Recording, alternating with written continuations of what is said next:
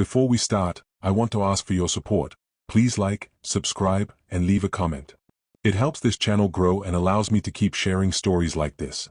The elevator doors slammed open just as Averie Monroe nearly collided with a man rushing out, her coffee sloshing dangerously close to the rim. She caught it at the last second, heart pounding, heels skidding on polished marble. Behind her, the doors began to slide shut again. "Hold, wait," she said, lunging forward and jamming her hand between them. The doors reopened with a sharp ding. Averie exhaled, stepped inside, and leaned back against the mirrored wall as the elevator began its ascent. Her reflection stared back at her, brown eyes wide, curls pulled into a low bun that had loosened during the morning rush, blazer slightly wrinkled. She hadn't meant to be late. But the subway delay, the spilled sugar packets, the printer that refused to cooperate, it had all stacked up. She glanced at her watch. 8:47. "Great," she muttered. "Just great." The elevator stopped on the top floor. When the doors opened again, the energy changed immediately. The air felt quieter here, heavier, like even the sound knew it wasn't supposed to linger. Averie straightened her shoulders and stepped out, heels clicking softly as she walked down the corridor toward the corner office she rarely entered unless summoned. Weston Ashford's office door was already open. That alone made her slow. She paused at the threshold, fingers tightening around her tablet. Weston stood with his back to her, jacket off, sleeves rolled to his forearms as he stared out over the city skyline. Snow had begun to fall, soft and steady, dusting the glass towers below. Christmas decorations glittered faintly in the distance, far removed from the sleek, minimalist space he occupied. "Mr. Ashford," she said carefully. He turned at the sound of her voice, and for a split second, something unguarded crossed his face. Then it was gone, replaced by the familiar calm composure that made him one of the most intimidating men in the building. "Averie," he said. "Come in." "Close the door." Her stomach tightened. She did as instructed. Weston didn't sit. He paced once, ran a hand through his hair, then stopped in front of his desk. "I'll get straight to the point," he said. "I need your help." Averie blinked. In the 2 years she'd worked for him, he had never phrased anything that way.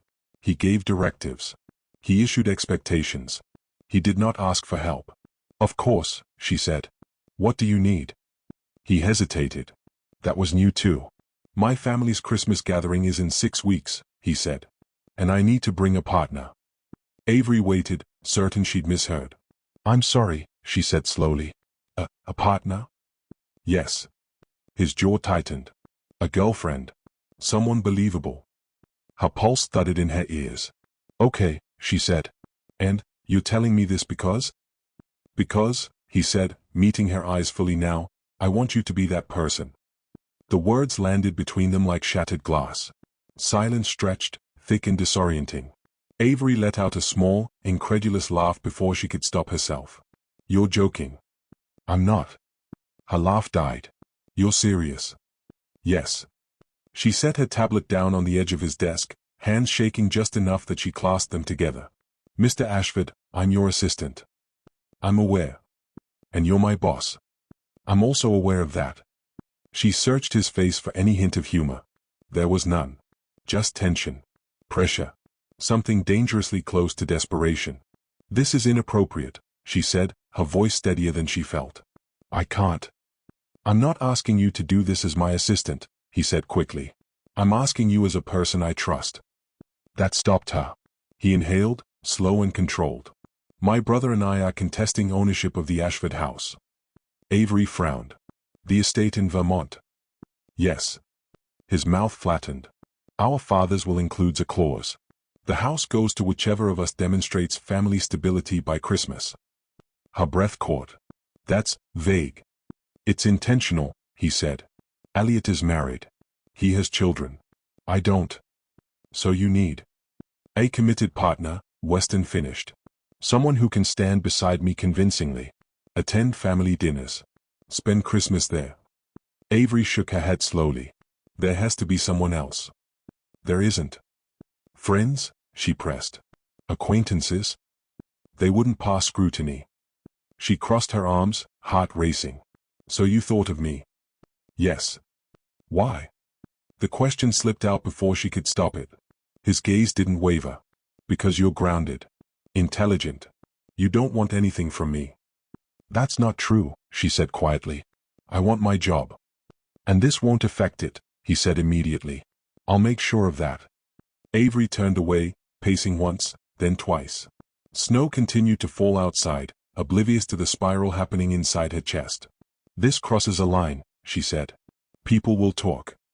They already do, he replied. About everything. She stopped and faced him again. And what happens after Christmas? The arrangement ends, he said. Cleanly. She laughed softly, humorless. You make it sound so simple. I know it isn't, he said. That's why I'm offering compensation. Separate from your salary. She stiffened. I don't want to be bought. I'm not trying to buy you, he said, his voice firm but not unkind. I'm trying to be fair. She studied him then, really looked. The tension in his shoulders. The dark circles beneath his eyes. The way his hands clenched and unclenched as though he were holding himself together by sheer force of will. You're scared, she said quietly. His lips parted, then pressed together. He didn't deny it. If I lose that house, he said, I lose the only place that ever felt like home. The honesty in his voice knocked the air from her lungs. Averie swallowed. If I say yes, she said slowly, there will be rules. Name them. No physical intimacy, she said. No surprises. No using my feelings against me. I wouldn't. And I don't want to be treated like an accessory, she added. I'm not there to decorate your arm. He nodded once. Agreed. She exhaled, long and shaky. Then, I'll do it. Relief flashed across his face before he could hide it. Thank you. Don't thank me yet, she said. We haven't even practiced. A corner of his mouth lifted, just barely. Dinner tonight. Her heart skipped. Tonight. Public place, he said. Low pressure. She hesitated, then nodded. Fine. As she turned to leave, he spoke again. Averie? Yes? I know this isn't easy, he said. I won't forget that. She paused, hand on the door, something warm and unfamiliar blooming in her chest despite herself. Neither will I, she said. And as she stepped back into the hallway, Averie had the unsettling feeling that she'd just agreed to something that would change far more than either of them was ready to admit. Averie spent the rest of the day barely able to concentrate. Her fingers moved across her keyboard on muscle memory alone, answering emails, scheduling meetings, confirming flights she no longer cared about. Her mind kept replaying Weston's voice, calm but strained, as he said her name. The way his eyes had searched her face, not like a boss issuing instructions, but like a man standing at the edge of something fragile. By the time 5:30 rolled around, she had convinced herself this was a terrible idea at least 12 different ways. She changed in the restroom downstairs, swapping her blazer for a soft cream sweater and dark jeans, pulling her hair loose so it fell in curls around her shoulders. She stared at herself in the mirror longer than usual. This is just dinner, she whispered. Just pretending. Outside, the city glowed with early Christmas lights. Weston's driver pulled up exactly on time, sleek black car humming quietly at the curb. Averie hesitated before getting in, half expecting her nerves to shout at her to run. Weston was already inside. He looked different out of the office, less rigid, more human. No tie. Dark coat open at the collar. When he saw her, he stood immediately. Hi, he said. Hi, she replied, suddenly aware of how close they were. For a moment, neither of them moved. Then he cleared his throat. I thought we'd go somewhere casual. That's good, she said quickly. Casual is good. The restaurant was small and warm, tucked between a bookstore and a bakery dusted in powdered sugar. They were seated near the window, candlelight flickering between them. Outside, snow brushed past the glass. So, Averie said after the waiter left. Do we rehearse? Weston's lips curved faintly. Only if you want to. She studied him. You're nervous. I don't usually pretend, he said. I negotiate. I strategize. I don't play roles. Well, she said, congratulations. You're dating now. He huffed a quiet laugh, surprising both of them. They started small. Where she grew up. Where he went to school. Safe questions. But slowly, without either of them pushing, the conversation deepened. My mom worked 2 jobs, Averie said, tracing the rim of her glass. She always said Christmas wasn't about gifts, just about being together. I didn't realize until I was older how hard she worked to make it feel that way. Weston listened, really listened. No glancing at his phone. No distracted nodding. I don't remember many Christmases, he said after a moment. My parents traveled a lot. The house was big. Quiet. That sounds lonely, she said softly. It was, he admitted. Something shifted then, subtle but undeniable. The pretending fell away just enough to reveal truth underneath. When they left the restaurant, Weston hesitated on the sidewalk, then offered his arm. For appearances, he said. Averie looped her arm through his, feeling the warmth of him through her coat. The contact sent an unexpected jolt through her chest. They walked like that for half a block before she spoke. You don't have to try so hard. I'm not trying, he said. I'm just aware. She smiled despite herself. The weeks that followed settled into a strange rhythm. They had practice dates twice a week, coffee shops, bookstore aisles, winter markets. Weston learned how she liked her coffee without asking. Averie learned he hated crowds but loved quiet streets strung with lights. He started texting her things that weren't about schedules or logistics. Did you eat today? There's a bakery near the office, you'd like it. Snowing harder than expected. Be careful. At first, she told herself it was part of the act. Then she realized he never sent those messages on days they were on display. One evening, they sat in the back of a car after a family dinner rehearsal, silence stretching comfortably between them. Weston broke it first. Can I ask you something? He said. Sure. Why haven't you dated much? The question surprised her. She considered deflecting, then sighed. Because I don't like feeling disposable. He turned toward her fully. Has someone made you feel that way? More than once, she said. People see what they want, not who I am. His jaw tightened. I see you. The words settled deep. By the third week, pretending began to feel dangerously close to real. At a gallery opening, Ashford studied them with narrowed eyes. You seem comfortable, he said to Weston, voice edged with suspicion. We are, Weston replied, his hand warm and steady at the small of Averie's back. Later that night, in the car, Averie whispered, You didn't have to do that. Yes, Weston said quietly. I did. She looked at him then, really looked. The sincerity in his eyes made her chest ache. The closer Christmas crept, the harder it became to remember where the lines were supposed to be. One night, after a long day, Weston invited her up, not to his apartment, but to the rooftop terrace. Snow blanketed the city, lights shimmering like scattered stars. This is my favorite place, he said. I don't bring many people here. Why me? She asked before she could stop herself. He didn't answer right away. When he did, his voice was lower. Because you make things quieter. She laughed softly. You're impossible. And yet, he said, stepping closer, you're still here. The space between them shrank. For a breathless moment, Averie thought he might kiss her. Instead, he stepped back. I don't want to cross a line you didn't agree to, he said. Her heart thudded painfully. Thank you. But later, lying awake in bed, she wondered when she'd started wishing he would. By the fourth week, Averie caught herself thinking about Weston first thing in the morning. She caught herself smiling at her phone. She caught herself caring. And that scared her more than anything else. Because she could see it in him too, the way his gaze lingered, the way his voice softened when he said her name. The way he looked at her like she mattered beyond the contract. She knew this was supposed to end after Christmas. She just wasn't sure either of them remembered that anymore. The first real fracture appeared the morning Averie realized she was disappointed it was Saturday.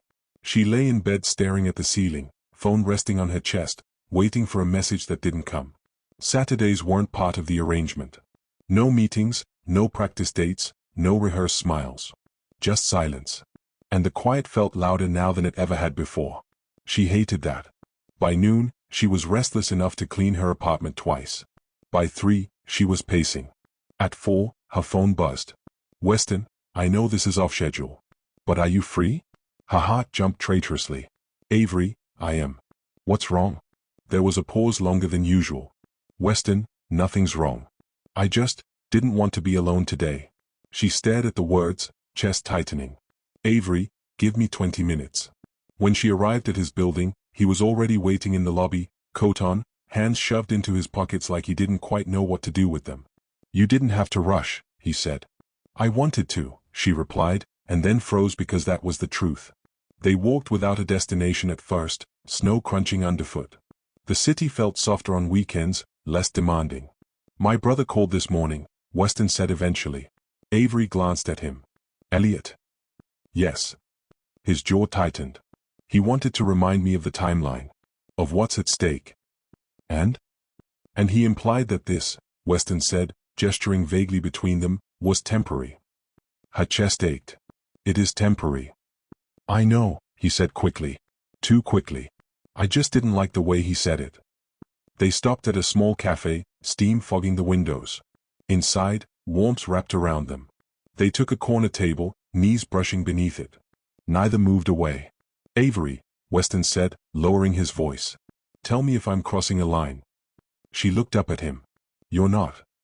I'm trying very hard not to, he admitted. But it's becoming difficult. Her breath caught. For me too. He studied her face, like he was memorizing it. You pull away when things get close. She swallowed. Because closeness costs something. So does distance, he said quietly. The words settled between them, heavy and true. After that day, everything shifted. Weston stopped pretending he didn't care. He didn't touch her more, didn't break their rules, but he showed up. Every time she needed him, even when she didn't say it out loud. When she mentioned her mother's old Christmas tradition of decorating with handmade ornaments, he remembered. When she complained about the cold draft in her apartment, a space heater appeared at her door 2 days later with no note. You don't have to keep doing things like this, she told him one evening, holding the heater awkwardly. I want to, he said simply. That was the problem. Want was dangerous. The night of the Ashford family dinner arrived wrapped in tension. The house was everything Weston had described, grand but restrained, history breathing through its walls. Elliot greeted them with a tight smile, his wife's gaze sharp and assessing. Averie felt it immediately. The scrutiny. The question hanging unspoken. Do you belong here? Weston's hand found hers without hesitation. He didn't squeeze. He didn't perform. He just held on. At dinner, conversation flowed around them, polite and sharp-edged. Elliot made pointed remarks about stability. About legacy. And how long have you two been together? Elliot asked casually, eyes flicking between them. Weston answered without looking at Averie. Long enough to know what I want. Her heart slammed against her ribs. Later, as they stood near the fireplace, Elliot stepped closer. You're very convincing, he said to Averie. I'll give you that. She met his gaze steadily. I'm not pretending to be someone else. Elliot's smile thinned. That night, back in the car, Averie let out a breath she hadn't realized she was holding. You were incredible, Weston said. I felt like I was on trial, she admitted. You were, he said grimly. And you passed. She turned toward him. Weston, if this starts to feel like more than you can handle. It already does, he said. The confession stole her breath. They sat there, the space between them charged and fragile. I don't know how to stop this, he continued. I don't want to. Averie closed her eyes. We're supposed to end this. I know. And if we don't, she whispered. He shook his head slightly. I don't know what happens then. But I know I don't want to go back to before. Tears pricked her eyes. This was supposed to be simple. I've never done simple, he said softly. She laughed through the emotion, then sobered. I need to protect myself. I would never hurt you, he said immediately. Not intentionally. Not carelessly. Even good intentions can break things, she said. Silence fell. Finally, she said, I need space. The words tasted bitter. Weston nodded, though it looked like it cost him. Okay. The days that followed were unbearable. They still saw each other, still had obligations, still played their roles, but something vital had gone quiet. Weston respected her request, maybe too well. He became careful again. Distant. Averie hated it. One night, alone in her apartment, she whispered into the dark, I miss you, even though he wasn't there to hear it. Christmas loomed closer, bright and inevitable. The final family gathering was approaching. The decision about the house would be made then. And Averie realized, with a mix of fear and clarity, that the house no longer mattered to her at all. Only Weston did. She just didn't know if loving him meant walking away, or staying when everything in her told her to run. The final week before Christmas arrived wrapped in silence. Not the peaceful kind. The kind that pressed against Averie's chest and made every breath feel deliberate. Weston no longer texted her first thing in the morning. No quiet check-ins. No casual did you eat messages. When they spoke, it was purposeful, efficient, careful. Professional. She told herself she had asked for this. That distance was safer. But safety felt an awful lot like loneliness. At work, she caught herself watching him when she thought he wasn't looking. The way he stood at the window in his office again, just like that first day. The way his jaw tightened when Elliot's name came up in meetings. The way his voice softened unconsciously whenever he said her name, even now. One afternoon, as she gathered files from his desk, their hands brushed accidentally. It was brief. Barely a touch. But Weston inhaled sharply, like it hurt not to hold on. "I'm sorry," Averie said quickly, stepping back. "So am I," he replied, though neither of them knew what he meant. That night, snow fell heavier than it had all season. Averie sat on her couch, staring at the muted glow of her Christmas tree, her mother's handmade ornaments hanging crookedly on its branches. She thought of Weston alone in his massive apartment, the silence echoing off marble and glass. She picked up her phone. Put it down. Picked it up again. "Averie, are you okay?" The reply came almost instantly. "Weston, I am now." Her chest tightened. "Averie, that's not fair." "Weston, I know." There was a pause. Then, "Weston, can I see you?" Her heart pounded. This was the moment she had been avoiding. "Averie, yes." He arrived 20 minutes later, coat dusted with snow, eyes darker than usual. She stepped aside to let him in. The door closed behind him with a soft click that sounded far too final. They stood in her living room, surrounded by evidence of her life. Books stacked on the coffee table, a throw blanket folded carelessly over the arm of the couch, the faint scent of cinnamon lingering in the air. "I don't want to fight," Weston said quietly. "We're not fighting," she replied. "We're avoiding." "Yes," he agreed. "And it's unbearable." She folded her arms, steadying herself. "You said you didn't want to cross my boundaries." "I still don't," he said. "But I need to be honest with you." Her throat tightened. "Then be honest." He stepped closer, not touching her, just close enough that she could feel his warmth. "I fell in love with you weeks ago."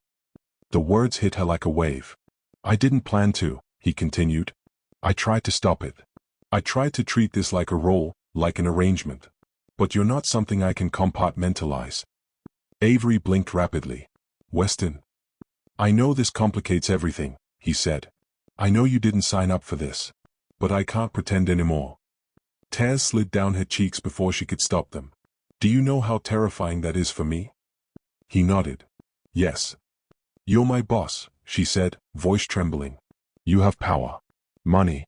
Options. I don't want to be something temporary in your life." "You're not," he said fiercely. "You never were." She laughed weakly. "You can't promise that." "I can promise effort," he said. "Consistency. Choosing you every day, not just when it's convenient." Silence stretched between them, fragile and raw. "What if this ends badly?" she whispered. "Then it ends honestly," he said. "Not as a lie we pretended didn't matter." She closed her eyes, breathing him in. "I don't want to lose myself." "I don't want you to," he said. "I want to know you. All of you." Her resolve cracked. She stepped into him then, pressing her forehead against his chest. He froze for half a second, then wrapped his arms around her carefully, like she might shatter if he held her too tightly. They stayed like that for a long time. "I'm scared," she admitted into his coat. "So am I," he murmured. "But I'd rather be scared with you than alone without you." She pulled back just enough to look at him. "This doesn't change the deal." "No," he said. "It changes me." Christmas Eve arrived cold and clear. The Ashford house glowed against the snow, windows lit warmly. The final gathering loomed. This was where the decision would be made, where Elliot would make his case, where Weston's future would be judged. As they stood at the edge of the grand living room, Averie felt the weight of it settle over her shoulders. "Are you ready?" Weston asked quietly. She nodded. "Are you?" He looked at her, really looked. "With you?" "Yes." Dinner was tense but controlled. Elliot spoke confidently, outlining his plans for the house, his family, his vision of stability. When it was Weston's turn, he stood slowly. "I've spent a long time thinking this house defined me," Weston said. "But it doesn't. What defines me is how I choose to live now." Elliot scoffed softly. "And that includes a girlfriend you met a few weeks ago?" Weston didn't flinch. "It includes a partner who knows me, who challenges me, who makes me better." He turned slightly, meeting Averie's eyes. "Someone I intend to keep choosing." The room went quiet. Averie's heart pounded painfully. This wasn't part of the plan. This wasn't performance. This was truth. Later that night, as the family dispersed, Weston found Averie standing alone by the window, snow drifting past the glass. "I meant what I said," he told her softly. "I know," she replied. "I don't care about the house anymore," he said. "Not compared to you." She turned to him fully. "You don't have to give up everything." "I'm not," he said. "I'm choosing." Her breath caught. Christmas bells chimed faintly in the distance. For the first time since this all began, Averie allowed herself to believe that choosing him might not mean losing herself at all. Weston reached for her hand this time without hesitation. His fingers slid into hers naturally, as though they had always belonged there. There was no pretense left between them, no performance to maintain. Just warmth, steady, grounding, real. Averie felt it instantly, the way his touch anchored her, calming the storm of emotion she hadn't realized had taken over her heart. Outside, snow drifted past the tall windows, catching the soft glow of the house lights and scattering silver across the room. The scene felt unreal, cinematic, like something lifted from a movie she would have watched late at night, never imagining she'd one day be standing in the middle of it. And yet, somehow, it felt exactly where she belonged. "I've waited too long to say it," Weston said quietly. His voice was low, steady, but there was a tremor beneath it, an honesty he rarely allowed himself to show. "I love you, Averie. Not for convenience. Not as a role. Not because it helps me win something. I love you because you're you. Because you see me. All of me." Her chest tightened, emotion swelling until it threatened to spill over. Tears burned behind her eyes as she swallowed hard. "Weston? He lifted his hand, gently pressing a finger against her lips. "Let me finish," he said softly. "I don't want to lose the chance to say this. I don't want to lose you. Not now. Not ever. I know this arrangement was supposed to end after Christmas, but I'm not ending it. I don't want an act anymore. I want reality. I want us." Averie's knees felt unsteady, and she reached back to brace herself against the windowsill. His words settled over her like falling snow, quiet, undeniable, and impossible to ignore. Weeks of uncertainty, guarded emotions, and half-spoken truths suddenly made sense. Every lingering look, every small act of care, every moment he had stayed when he could have walked away, it all pointed here. To this moment. To them. "I've fallen for you too," she said at last, her voice trembling but sure. "More than I ever expected. And I've been scared because I didn't know if this was real, scared because I didn't know if you felt the same. But hearing you say that, I think I can take the risk." Relief washed over his face, followed by a slow, genuine smile that reached his eyes. "Then let's stop pretending," Weston said. "Let's start for real." The tension that had hung between them for weeks seemed to dissolve instantly. For the first time since this all began, there were no rules to follow, no boundaries to negotiate. Just two people standing together, choosing each other freely and without fear. The night unfolded gently after that, filled with quiet laughter and easy conversation. Weston told her stories about growing up in the Ashford house, memories he had never shared with anyone else. Averie listened, captivated, seeing him not as the composed man the world knew, but as the boy he once was. In return, she shared her own Christmas traditions, the simple rituals and memories she carried with her year after year. They spoke without rushing, learning each other in a way that felt natural and deeply comforting. By midnight, the fire crackled softly, casting a warm glow across the room. Snow continued to fall outside, thick and unhurried. Weston turned toward her, brushing a loose curl away from her face. "May I?" he asked, his voice barely above a whisper. She nodded, her heart racing. Their lips met in a gentle, tentative kiss, one filled with everything they hadn't said over the past weeks. When they pulled back, their foreheads rested together, breaths mingling, hearts beating fast in the quiet. "I've never done anything like this before," Weston admitted with a soft chuckle. "And I've never wanted anything like this." "Me neither," Averie replied, leaning into him. "But it feels right." The days leading up to Christmas passed in a blur of quiet happiness. Weston made sure Averie felt included in every decision, from decorating the house to attending family gatherings. He was patient and attentive, offering affection without pressure. Averie found herself relaxing, trusting, and allowing herself to enjoy moments that once would have made her anxious. On Christmas morning, they stood together near the entrance of the Ashford house. Fresh snow blanketed the ground, untouched and glowing in the early light. The air smelled of pine and cinnamon, crisp and clean. "Merry Christmas, Averie," Weston said, his eyes warm. "Merry Christmas," she replied, smiling. He pulled her into his arms, holding her close. Resting her head against his chest, she listened to the steady rhythm of his heart. In that moment, everything else faded: the house, the expectations, the past. All that mattered was this. "I want this to be the start of everything," he murmured. "No contracts. No pretenses. Just us." "Just us," she said, believing it fully. Sunlight filtered through frosted windows as they lingered together, sharing quiet laughter and whispered jokes. For the first time in a long while, Averie felt completely at peace.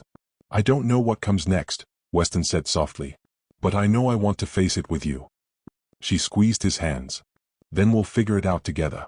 Step by step." Hand in hand, they stepped outside into the winter morning, hearts light and unburdened.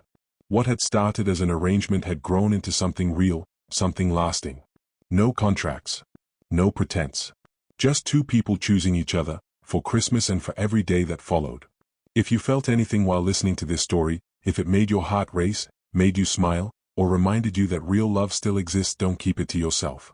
Hit the like button to support the channel, subscribe so you never miss a new romance story, and turn on notifications to stay close to every heartbeat, every twist, every unforgettable love.